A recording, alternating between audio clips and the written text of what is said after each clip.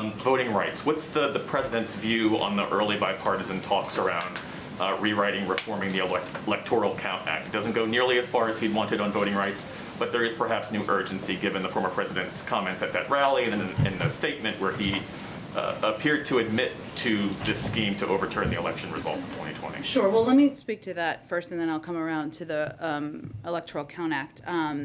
So in terms of the former president, his actions represented a unique and existential threat to our democracy, as the president has said many times. But, you know, his remarks this weekend, he defended the actions of his supporters who stormed the Capitol and brutally attacked the law enforcement officers protecting it. I think it's important to shout that out and call that out. He even attacked his own vice president for not, in his words, having overturned the election. And it's just a reminder of how unfit he is for office. And it's telling that even some of his closest allies have rejected those remarks as inappropriate in the days since.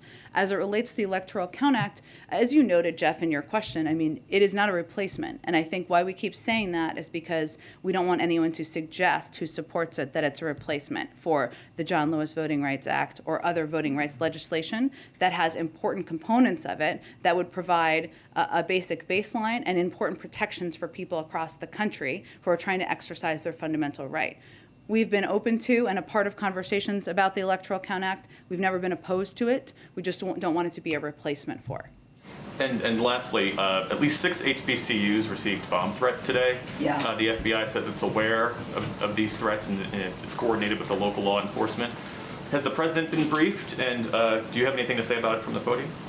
I will say that these are certainly disturbing, and the White House is in touch with the interagency partners, including federal law enforcement leadership on this. We're relieved to hear that Howard and Bethune-Cookman universities have been given the all clear and will continue to monitor these reports. The president is aware. I don't believe he's received a formal briefing, but he is aware of these reports, and obviously, as you noted, law enforcement authorities would be running point. Go ahead, Jeff. Thank you, Jen. There was a UN Security Council meeting today. Yeah. Russia's ambassador at that meeting said that the West's assertion that Russia has amassed 100,000 troops on the border has not been confirmed. And China at that meeting also said that it did not view Russia's troops as a threat to Ukraine. Wondering about the White House's response to those two comments. Well, those are also the two countries that voted against the meeting proceeding, the only two, right? I would note that we have based the information we have provided to all of you on substantive reports out there, our own assessments, our own coordinated intelligence gathering with our partners on the ground. And those are assessments that are, as you know, Jeff, are also made by the Europeans. Now, again, Russia has the power. They are the aggressor here.